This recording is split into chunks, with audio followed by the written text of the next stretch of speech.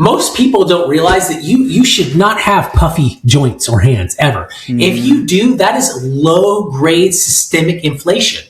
Systemic low-grade inflammation is what kills people. That's what creates all of the health issues, all-cause mortalities. One of the things that I think on a practical level that people mistakenly do is we've taken the information we had in the past and we didn't realize that the habits we developed when we were, in our, early years have really hurt us. I didn't necessarily think there was a problem until I looked at myself in the mirror one day and I was like, I don't like what I see.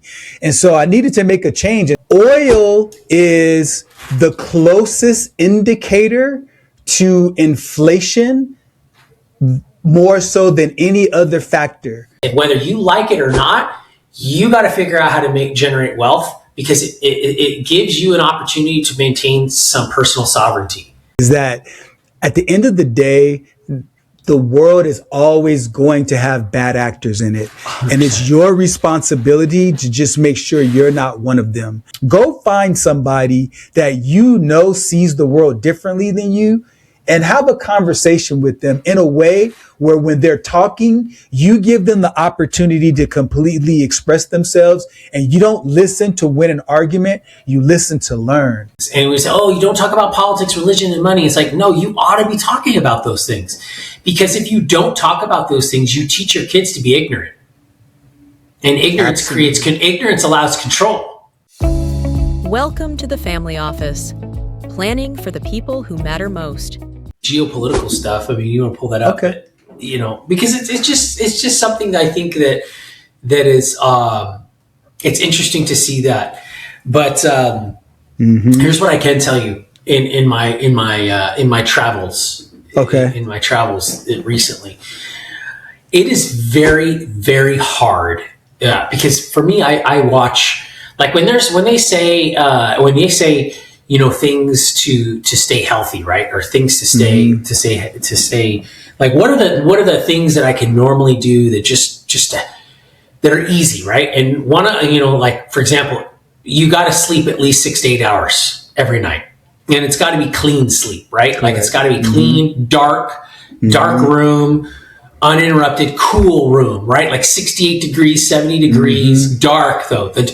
Most cell phone in a different room, TV off, all of that. Yes. Yeah. See, I'm fortunate enough where our bathroom is like an ensuite in our bedroom, so I can shut the doors to the bathroom and it's isolated. So I leave my phone at the opposite end now of the bathroom, and I plug it in and I charge it there and I put it in airplane mode at night because and most people don't take for granted, like, make your room dark, like, especially if you're a dudes need to sleep in. I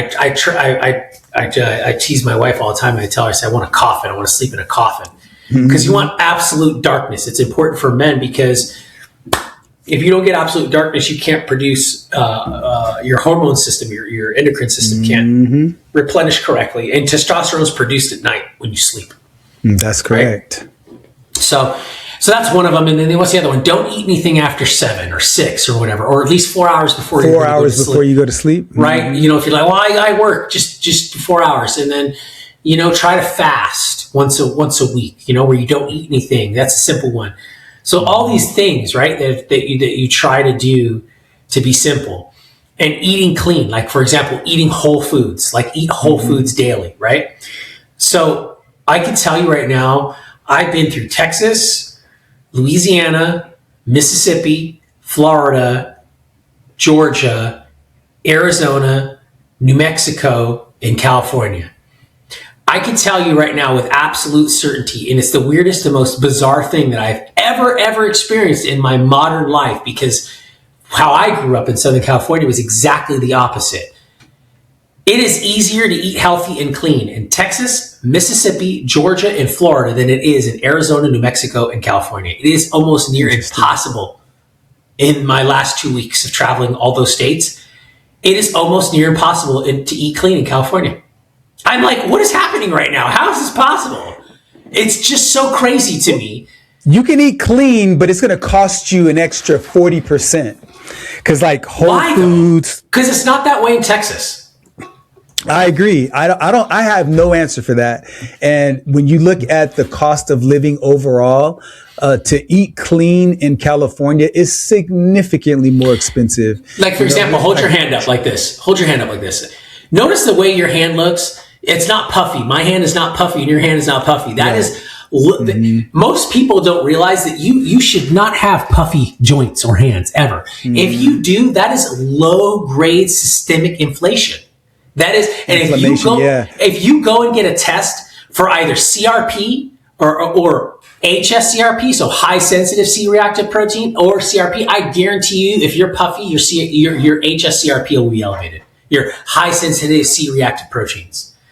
And systemic low-grade inflammation is what kills people. That's what creates all of the health issues that all cause mortalities. So and when I noticed when I was there, especially in California, you and I talked a little about this, I was like, isn't California supposed to be like the health mecca of the world? And it's not.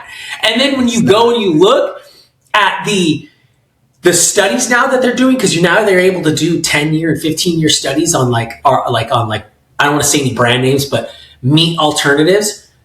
You're getting people that are getting cancers now because of the carcinogens in meat alternatives that are higher than a normal, red meat's carcinogenic.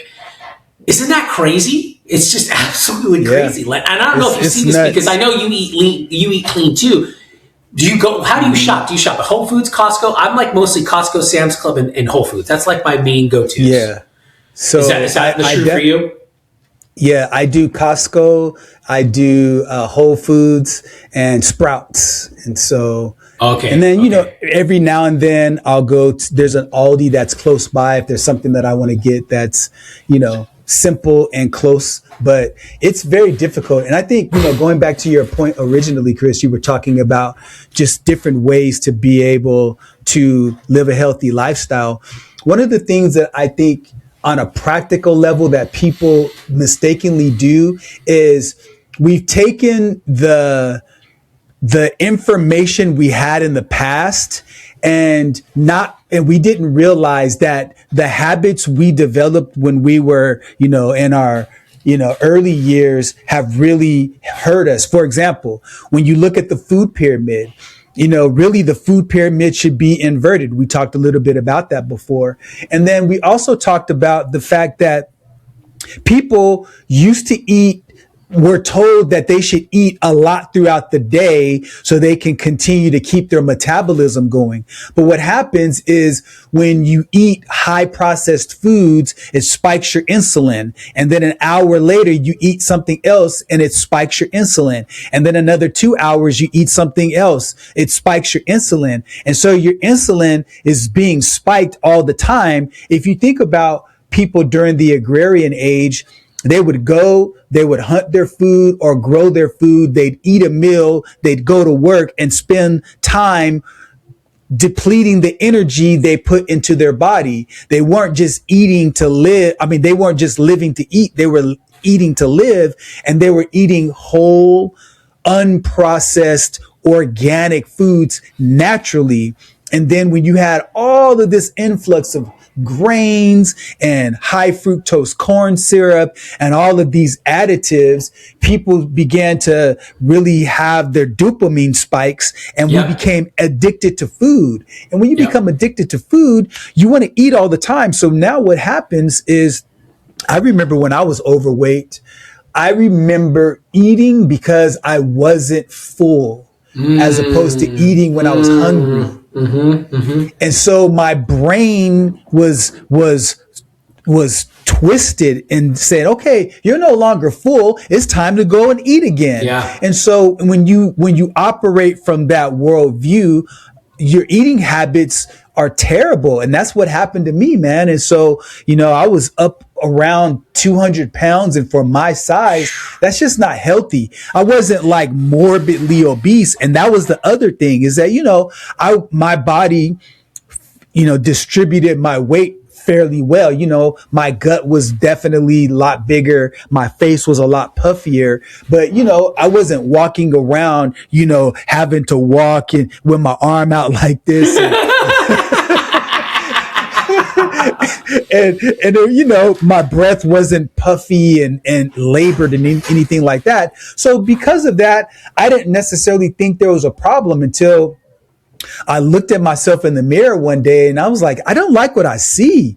And so I needed to make a change. And especially once I turned 50, I really made some hard decisions. And so I realized that in order for me to live a long, healthy life with vitality, I needed to eat only 2 or 3 times a day and eat good quality foods and allow my body to process that food by having long times of fasting cycles. And so that's what's really helped. And, you know, I have a healthy lifestyle, an active lifestyle. I sit down from time to time, but every time I'm sitting down for 2 or 3 hours, I get up and I do some type of activity to get my heart rate up again. And so, you know, I agree with you, Chris, man. We really have to understand that we need to curate our home environment, and we need to find different places within a 2 to 10 mile radius, depending upon where we live, that has foods that supports a healthy lifestyle. If we don't, we're just going to drift away quietly and continue eating into insulin insensitivity. Our kidneys and our livers pay the price, and all the visceral fat shows when we look at ourselves, looking at all the fat on our body. So you're right. Yeah. It's so, I think it's so easy to be bad. And that's the hard part. It's so easy to be bad. But I can tell you something. Once you make the change, like this is my 14-year-old makes my matcha every day for me. I joke that he's on the matcha bar. But once I'm going to say it, Len, I'm going to lose my Starbucks gold status for the first time in 10 years this year. Oh, no. I've been a Starbucks Gold member for 10 years because I was at Starbucks every day, twice a day sometimes. I love Starbucks. I remember. And then over the last 3 years, I chewed it down to, okay, I'm not going to do caramel. I'm not going to do cold brews anymore. I'm not going to do caramel macchiatos anymore. I'm not going to do fraps anymore. And then I'm just going to do matchas. And I was just on the straight with just the matcha for them. And then I go, okay, half sweet matcha, right? And now I'm like, I can't even go there anymore. Not even just to try it. It's disgusting. Really? It's gross. Oh, wow. In fact, I'm going to blow your socks off right now. So in my matcha, I do a few things. I do creatine. I do beetroot, fermented beetroot. And then I do whole A2 milk, A2 protein milk. And then expensive organic matcha powder. And then that's it. A little bit of maple syrup, a little bit of organic maple syrup, and then that's it. Good for you. And that's what I do. It's great, right? But I have officially, as of yesterday, I can't do In-N-Out anymore. Really? Oh, I can't even eat it anymore. I loved In-N-Out. I loved In-N-Out. But Mary and I looked at each other, her too. She's like, I just can't do In-N-Out's not doing it for me anymore. And what I mean by that is that the point is with that whole thing is that once you change these things, and by the way, your body will adjust. You can't do it like this. I mean, you can, but not everything. Like you got to gradually. And I'm getting to the tail end now of things where I'm like, there's nothing left, right? But here's what I can tell you happens. You eventually get to the point where you won't want to eat that anymore. Like, I can't even eat a Snickers bar anymore. I can take one bite of a Snickers bar and go, ugh. I can't even eat a Reese's Pieces peanut butter cup anymore. It's disgusting. It's just you're better than me. I have to tell you, because I still love sweets, and I will definitely indulge in a cheat day once a week to continue that, because I've gone 3-4 months, but man, I like eating sweets. I'm going to give you one. Do you like cinnamon? I do. Absolutely. Okay. Take some dark chocolate, melt it, mix it with cinnamon, and put it with some high quality vanilla ice cream. That sounds good. I might have to do that. And I'm talking about ice cream that's like cream, cream, milk, and eggs, butter, and some sugar. That's it. Right. And by the way, Costco's ice cream is not that bad, dude. They have good quality vanilla ice cream. But anyways, Len, I want to talk to you about a couple other things here too. Okay. As far as the war in Iran and things of that nature, which I think are extremely interesting given, the time and where we're at right now, because I think what we're seeing now is, it was kind of almost like to see military tactics change back, like when you had the Prussians trying to fight in lines against Napoleon, and Napoleon was guerrilla warfaring him in small little battalions and just utterly destroying him, all right, and flanking him. You saw that, right? When military warfare changed from fighting in lines to changing in strategic positions, all right, and whatever that's called, historians, there's people like, this is called this, right? Whatever that is, right? Whatever the tactic is for that. But what we're seeing right now, I think, in today's era, and you started to see this, you saw it happening a little bit during, when Obama was strategically striking Syria with drones, the big ass Predator drones from like 15, 20 years ago. Yeah. Right. You saw an idea, but no one really extrapolated where that was going. Whereas now you see what's going on in Ukraine, but now you see it even more so here with Iran. What is it? 95%. And that might even be too low. What is it? 99% of the casualties are all mechanical casualties at this point, or drone. And you're starting to see drone on machine. Like you're almost like seeing the prelude of machine warfare, right? Where whoever has the best drone swarm or the best drone army wins at this point now, because no one really even wants to expend human resources. And given now with birth rates, not just where in a region, but globally, birth rates are globally historically low, systemically low, and that is no doubt because of pollution. Food is a big deal with that, especially in America. I know with hormone disruption with the food. We're seeing this shift here in warfare is now changing to it's kind of like reminds me of the part in Star Wars where. If you had a drone army, you were cool, but if you had a clone army, you were the shit, right? And now it's like you're seeing that happen, and it kind of leads me to believe is like, does traditional warplanes and traditional Navy vessels become obsolete now? I mean, where does this go? Where does this go now? It's becoming that way. Yes. And last episode, we were just talking about the war, and we talked about the fact that we would talk strategy. And to me, I think you've got to, with any war, especially wars that the United States are involved in, ultimately you have to follow the money. And let me break down what I mean. So Iran, I love our editor, man, because he gives us such good information, man. Shout out to Frayne. But there was one that he showed us where Iran and China are in a relationship with each other with regard to the oil, right? So about 60% of Iran's oil is going to China, right? Who's the recipient of Iranian oil, which makes up about 20% of the oil it needs to, fuel its energy. One of the things that they're talking about is exchanging the China paying Iran in yuan, which changes the dynamic, because one of the things that's, part of United States dominance is the ability to have, the world's reserve currency in dollar bills. If that ever changes, the whole world order completely collapses.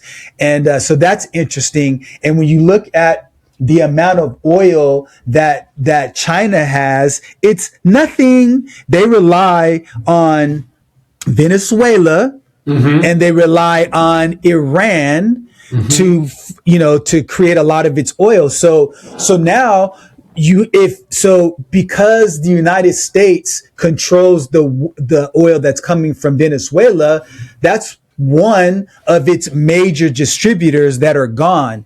If the United States controls the oil that goes to China, that has to make China rethink their entire strategy, because when you look at them taking over Taiwan, when you look at them creating their roads and belts initiatives in Africa and South America, the only way they can do that is to have excess and continuous flows of oil. And if the United States chokes off two of those three, they've got a big problem. And so there was a chart.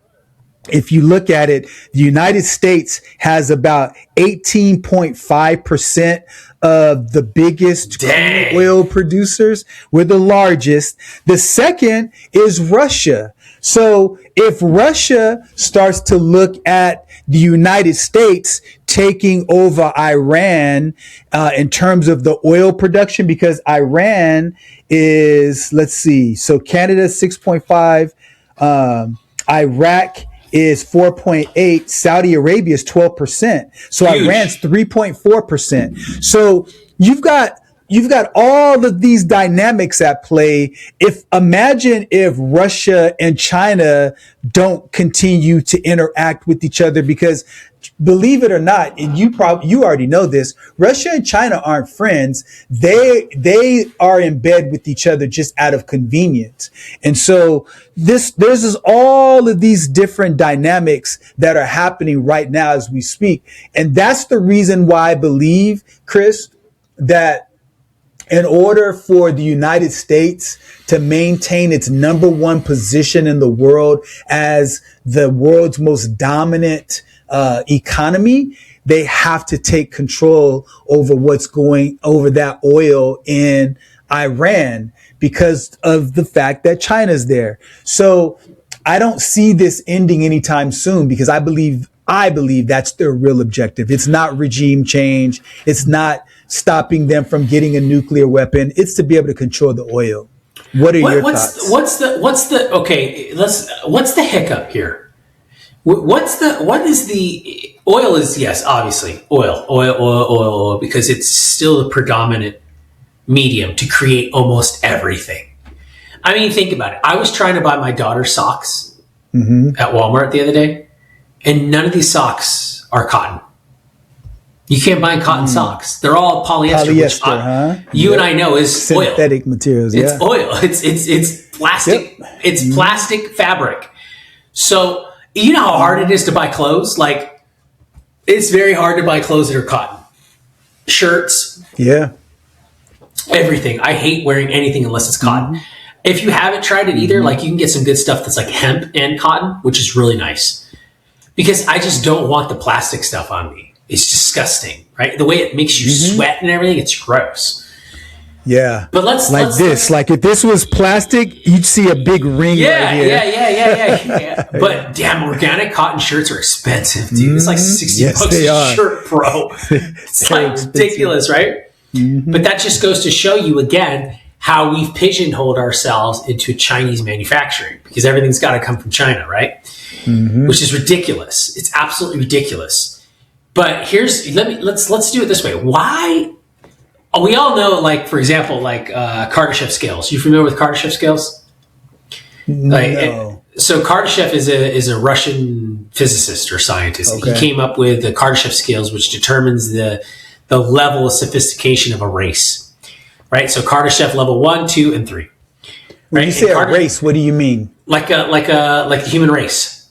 Okay. Or any other life form for that matter, right? Okay. Residing in so let me break it down to you. So Kardashev's level 1 indicates that civilization can harness all of the power, meaning energy, electricity, whatever you want to call it, power, let's just say, energy, that its host planet produces or can produce. Okay. At first I thought it was like a going on the eugenics direction. I'm like, what are you talking about, bro? No. Okay, I'm with you now. Do you understand it now? Clarify. So a Kardashev level 1 civilization can control weather patterns, can control the functions of its host planet. Most medical issues are no longer a concern anymore. Okay. You're talking about living to 1 with 50, 200, that's 300, those are normal things. Okay. Kardashev level 2 means that civilization can harness all of its host planet's stars' energy, right? So in other words, we can harness all of the energy that our sun produces. And now at this point, interstellar travel is possible. You name it. And then level 3 means that civilization has the ability to harness its entire host galaxy's energy. So all the stars in its galaxy, right? Okay. So human race is like Kardashev level 8.8. Okay. Like we're almost there. We're almost there, but we're not almost there. But we're in the most dangerous point, because that's where theoretically civilizations can nuke themselves, right? Okay. Right. So what is the problem then with us getting off of oil globally? Why can't we just go all in on nuclear production of energy? Because we know that's the problem. The existential, like everyone wants power production right now because AI needs power. It needs energy. It's the biggest energy draw now we have. So if we know the next step to dominance, world dominance, is technology in the form of AI, and we need power or energy to produce that AI to run it, why are we not investing in nuclear power? Why are we? What is the hole or is the oil just so entrenched that we can't get off it without causing too much pain or too much economic collapse? I almost feel like the economic collapse prevents forward movement in a sense, whereas the normal free market would allow nuclear energy to completely decimate the oil industry. Because realistically, we could be at that point. I believe we're at that point now where we could, with AI, we could produce batteries and cells this big to power things. Like why? I mean, think of it this way. Why are American submarines and American aircraft carriers so superior? Because they're nuclear powered. Where's the disconnect here with this, Len? Why is this not happening?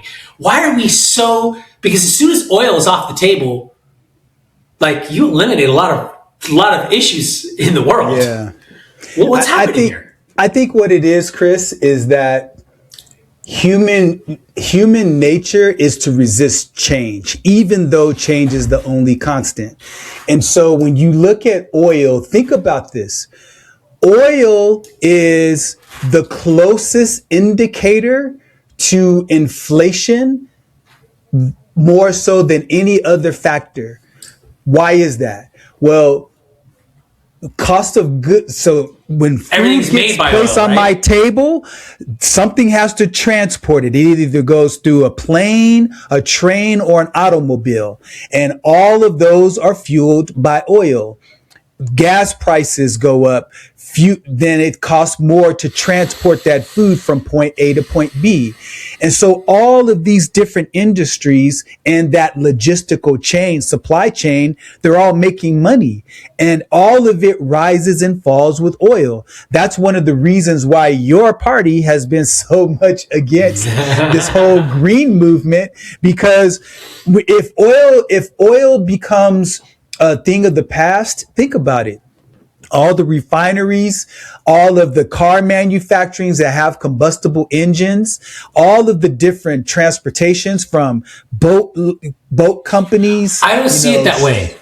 But that's the reality, because why have we been so, but why can't we have that's the answer to your question. But why can't we have a juxtapose in it? Why can't we hybridize it? Why can't we, like, for example, why can't we have nuclear power powering all the critical infrastructure? And then you and I can go hop in our Ferrari and go burn some freaking petrol. Why not? Well, why don't all homes have solar power? Why don't we harness the power of the wind and green energy to supply? Okay, but that's where I talk about, like, and several people have mentioned this. I mean, even Cuban has mentioned this, and I'm not a Cuban fan at all, by the way. I think Cuban has lost his mind a little bit. I mean, that's just me. He left Shark Tank too. He's not a Shark Tank anymore. You know that, right? I thought you were talking about Cuba. You're talking about Mark Cuban? No, Cuban, yeah. Yeah, he's lost his mind a little bit. He should have never even associated himself with Kamala. I mean, Cuban is so smart. He's such a smart business guy. I understand it. I love Mr. Wonderful, I think, more now than Cuban. And I used to be a bigger Cuban fan, but now I'm a Mr. Kevin O'Leary. I'm a bigger fan of Kevin O'Leary now. I think Kevin O'Leary just has his you-know-what together. Okay. But you're like cringing right now, right? You're like... Because you're a Trump guy, so I understand. Oh, come on. He's Canadian, Len. He's Canadian. He's a Trump guy. No, he's not. Yes, he is. He's a business guy. Make your point. You're making me forget my point.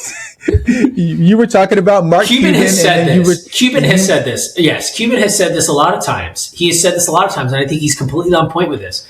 If any president wants to make themselves extremely popular and have an extremely massive success in America, I don't understand why Trump has not sat down at the table, done everything he's doing, but at the same time gone, all right, boys, let's throw the freaking kitchen sink at American infrastructure.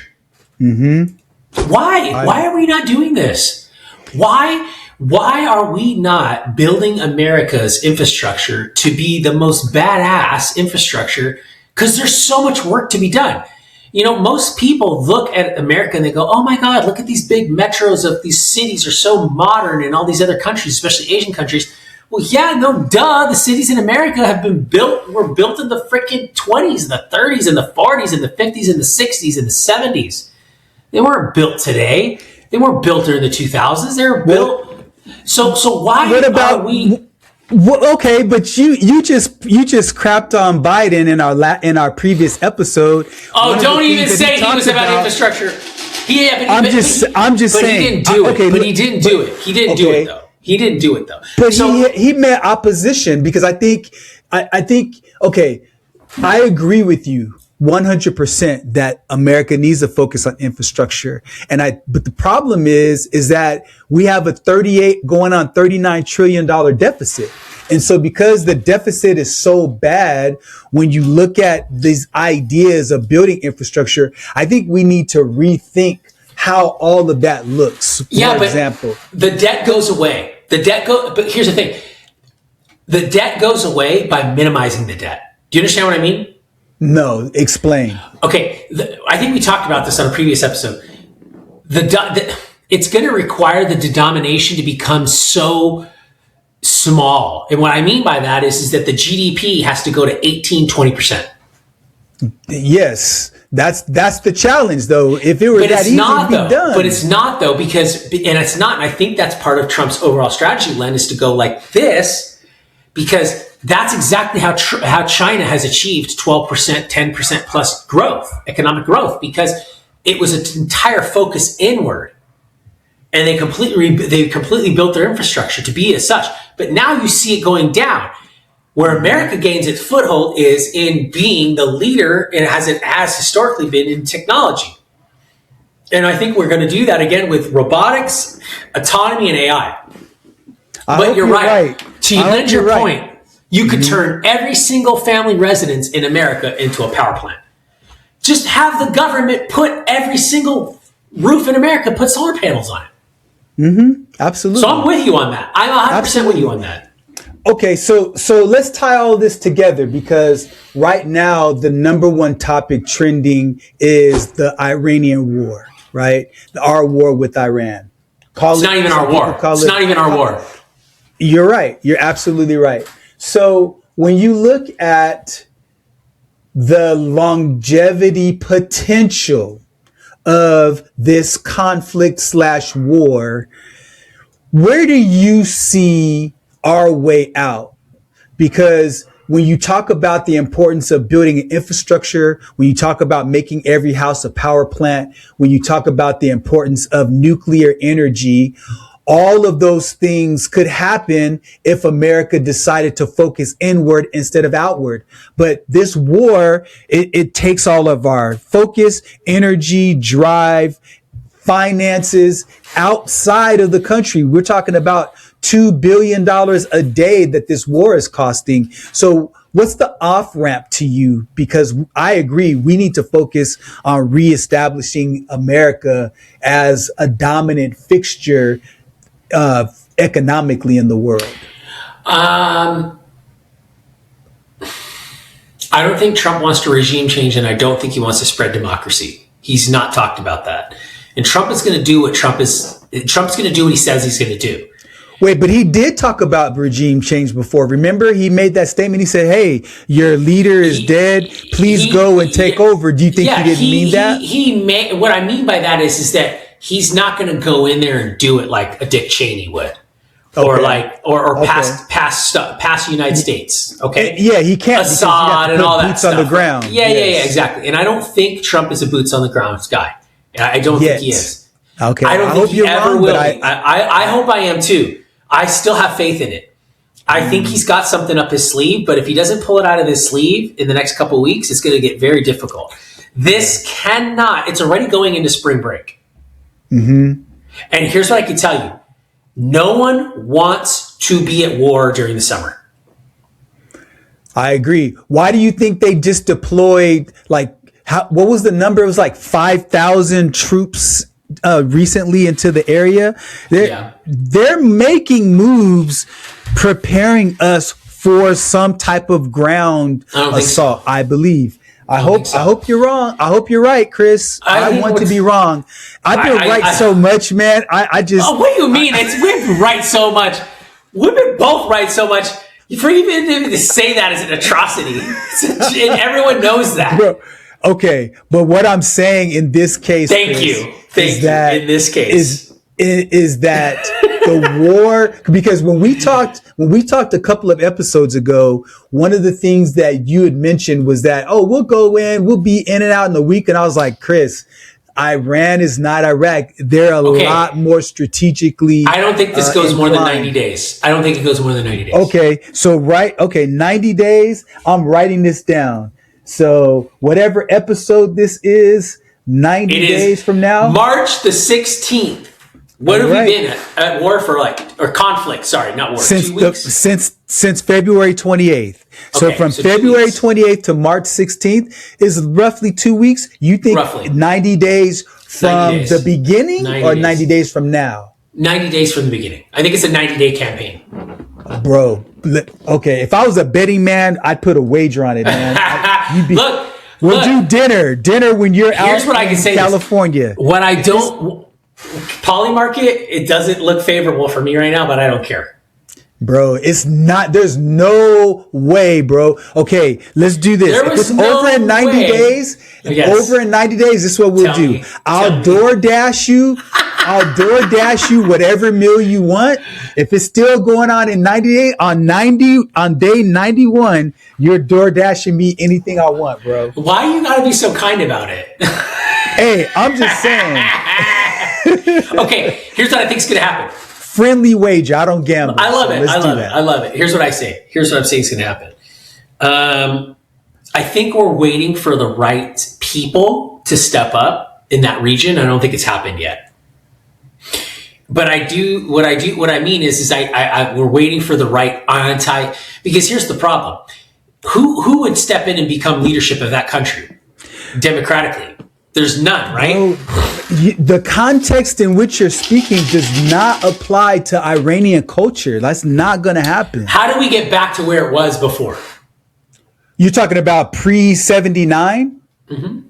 The only way that could possibly happen would be for the United States to instill a puppet president, which is Reza Pahlavi, and put him back in the office. But but the people there are saying he hasn't been here for 40 years. He doesn't understand what's going on. You've got so many different ethnic minority groups that have different perspective on things. This is the only way that I see something like what you're suggesting to happen. Instead, put Reza Pahlavi back in the office, but only to institute a democratically elected leader that they choose. Yeah. But restore. But here's the problem. Why I don't believe Trump's not going to do that. But he doesn't have a say, bro.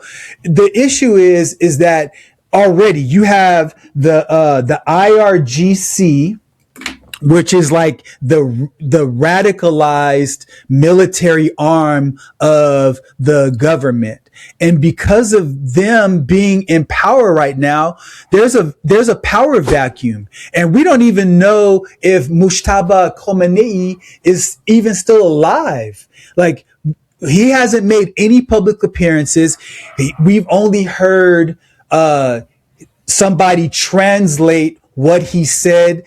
He hasn't been around there. There's been another guy who's been walking the streets and so on and so forth. But there's a power vacuum right now. So we don't even know what they want. And because there's a power vacuum and they have such a strong military presence within the confines of their own country, we don't have any say over who the next leader is going to be. And so they've been preparing for this for 40 years, bro.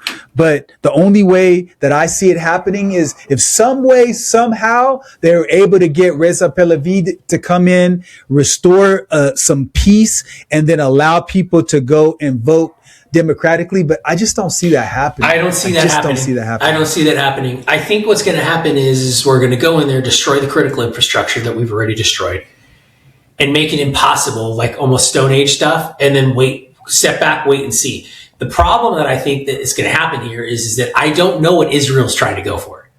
And that's the issue, like you said. It's the tail wagging the dog. And we're going to go and back up Israel no matter what. And that's the problem behind it. I think what's getting ready to happen is that you need a coalition formed in that area amongst other Middle Eastern countries that are surrounded in that area by Iran. Because ultimately, if Iran becomes a bad actor, they're all going to pay the price for it. And I think that Trump is trying to form that coalition.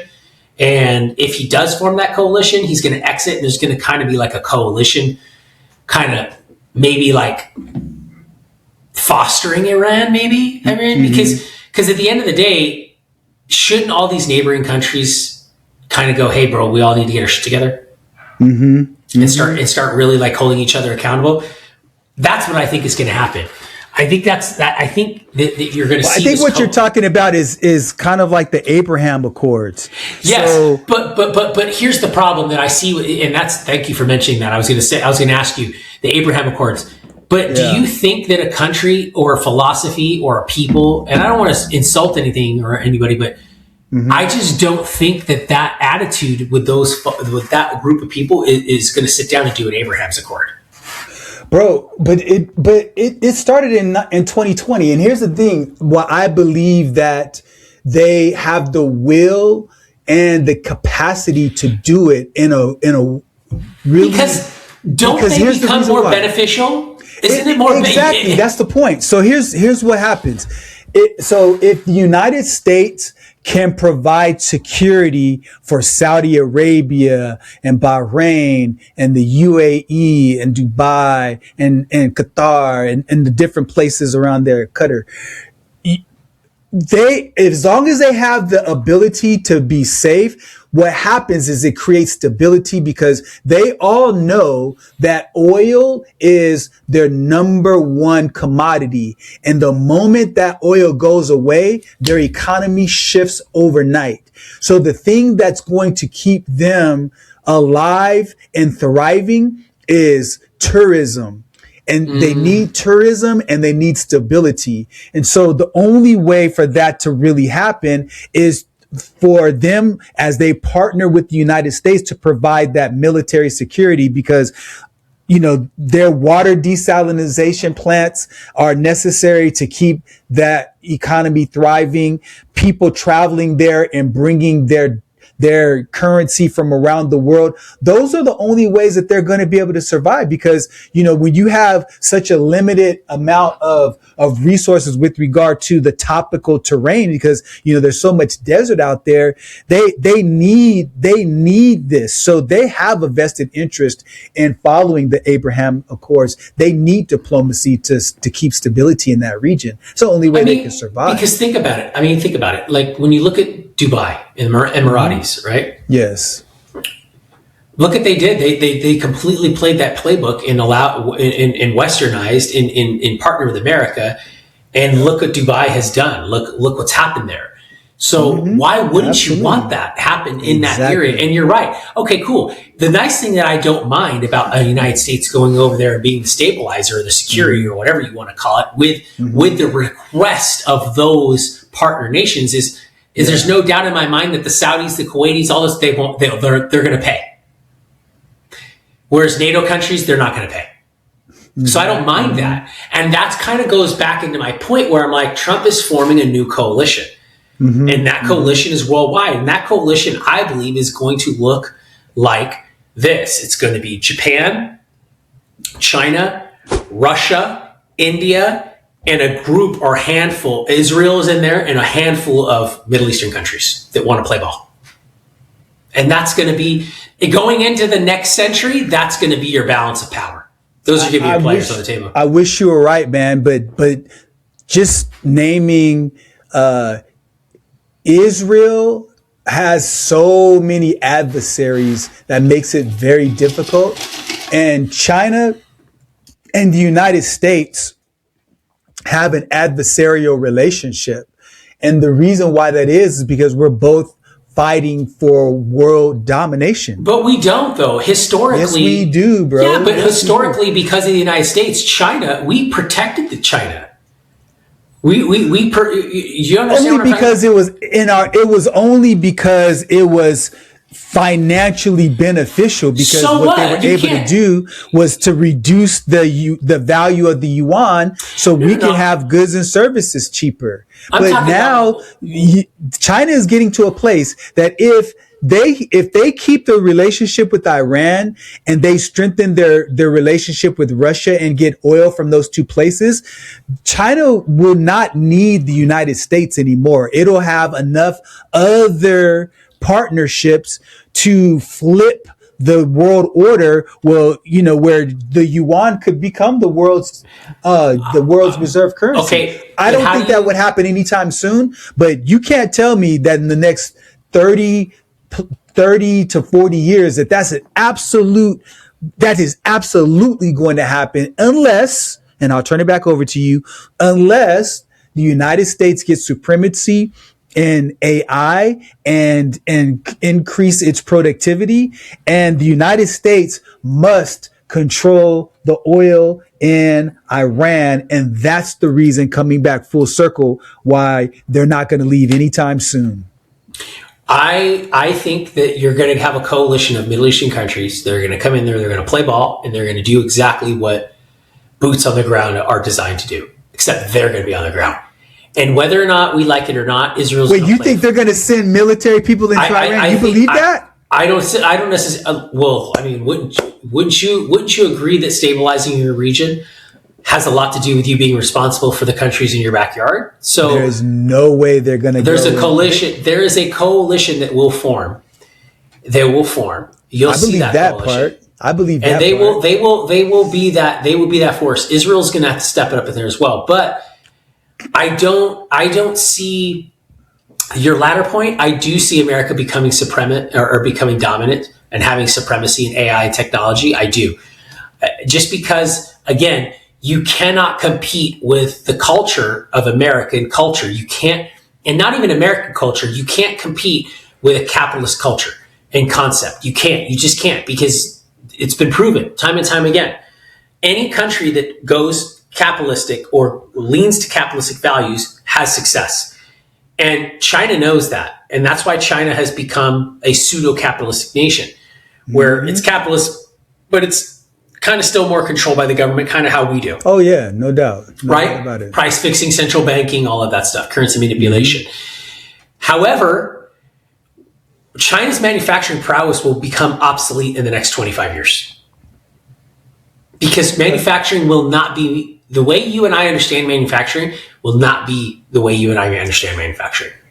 It won't be. And that will eliminate oil dominance, because a lot of transportation, oil will become a niche product for sports cars and gas-powered automobiles and things of that nature, and backups. Because eventually what's going to happen is you will, once AI gets around and once the dots connect to AI and infrastructure and deployment, and you start micro-manufacturing and you start deploying manufacturing into low orbit and energy production in low orbit and transport, like what you hear Elon Musk talking about, once that happens, it's game over, because that's when you're going to see US GDP at 12, 18%, because you're going to see the breadth and the domain of capitalism get unleashed in an industrial revolution. And it's not an industrial revolution, for lack of a better word, whatever that word is, an evolution. An AI revolution. A tech revolution, whatever you call that, whatever it's going to be called.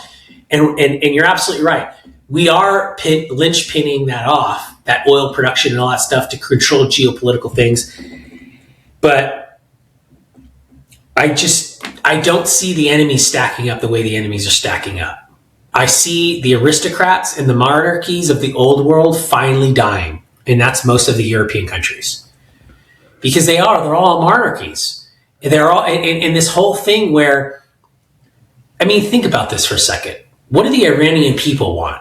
Do you really think they want some close, small group of people to elect the son of the person or whoever it was that was elected? It's a monarchy. No one wants to live under a monarchy. All you have to do is open a book from the Middle Ages of the world. Hell, all you have to do is read the Old Testament. But here's the challenge with that. I agree with you, but here's the challenge with that, is that people, as we've said many, many times, they're not driven by logic. They're driven by emotion. No, so when you have a school that's bombed, that has 150 little girls that are there obliterated like that because of bad intelligence that the United States got from an old military base that the Israelis gave to them, people start to lose their will, because when they see their moms and dads and children killed in this war, then it's like, okay, we need a strong person to go and make the pain stop. I don't care who's in office, just make this pain go away.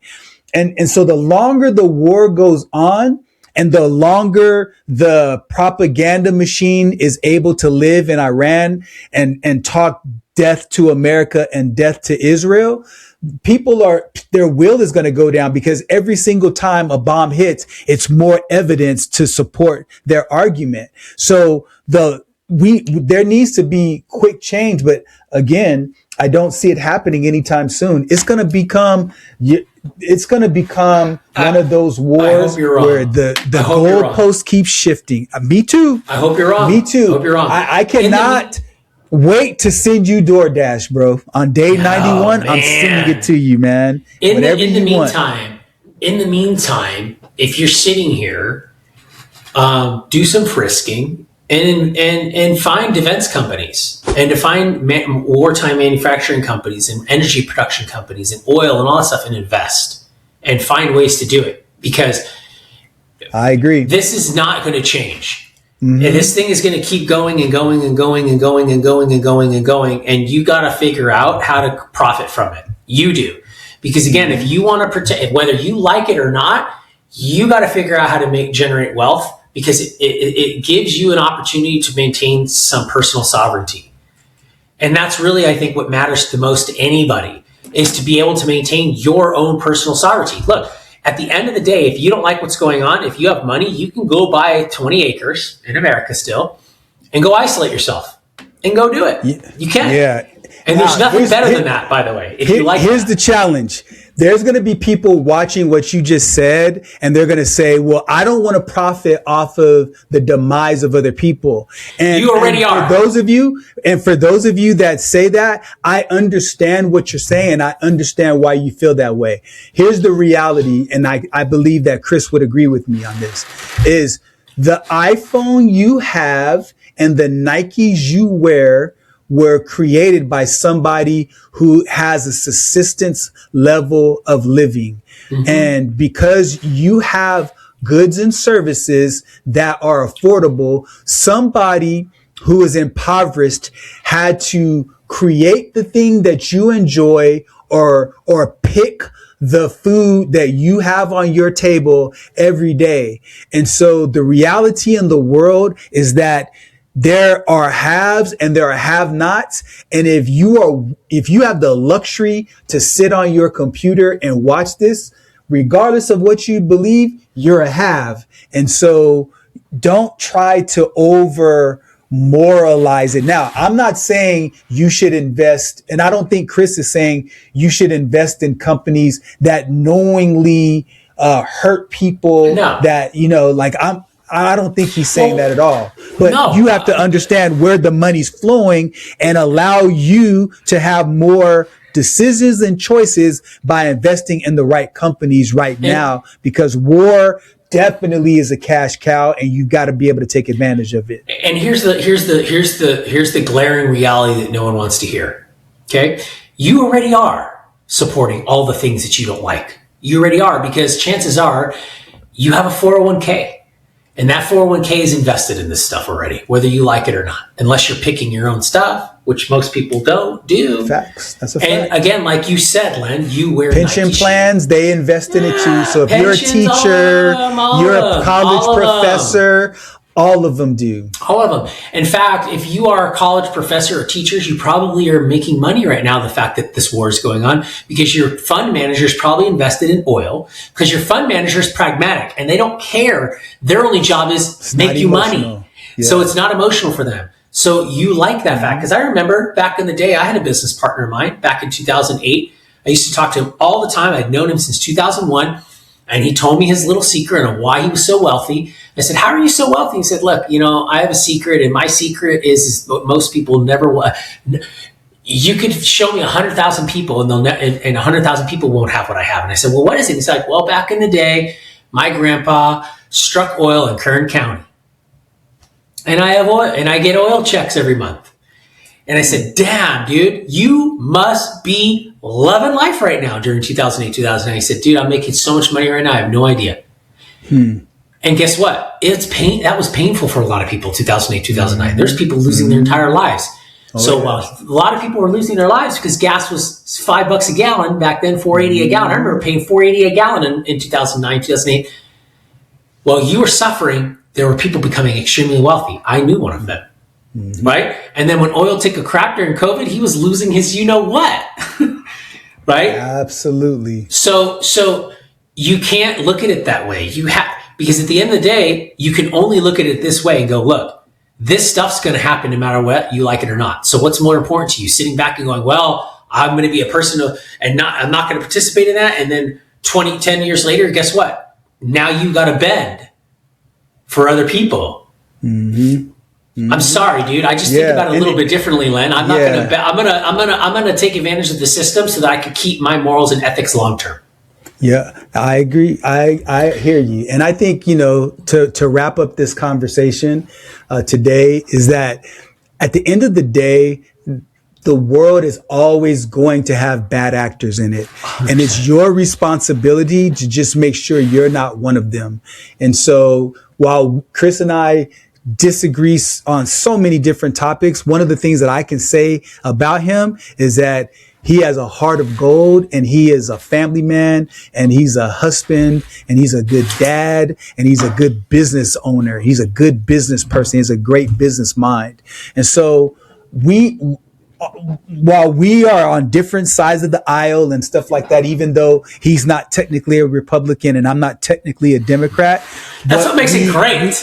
Right, because we don't have a dog in the fight, but you are right-leaning and I am left-leaning, and that's good. But we need to come together and have these conversations while we disagree with each other, so we can continue to learn from each other's perspectives and continue to hopefully give other people who are afraid to talk to somebody they disagree and demonize them and dehumanize them. We see each other's humanity even through our disagreement. And so I hope that we can inspire other people to do the same. So if you are inspired by interacting with somebody in which you disagree, here's my challenge to you.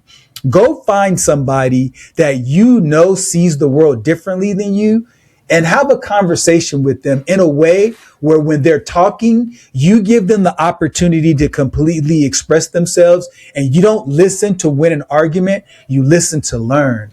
And so I hope that's what you can do. Any parting words for you, Chris, before we wrap up?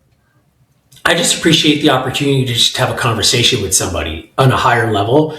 Because the thing is that most people today, and I know this happens a lot, it's just, you have friends and family, just like you were saying, And you don't want to talk about those things. And we say, oh, you don't talk about politics, religion, and money. It's like, no, you ought to be talking about those things.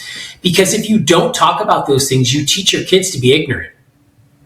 And ignorance ignorance allows control. That's right. So absolutely right. I just appreciate the opportunity to not only be friends with somebody, but to be able to sit and have a debating conversation, or intellectual conversation about very highly sensitive things. But at the same time, we understand we're just having a conversation about it. And that's what makes America great, is that you have the freedom to do that.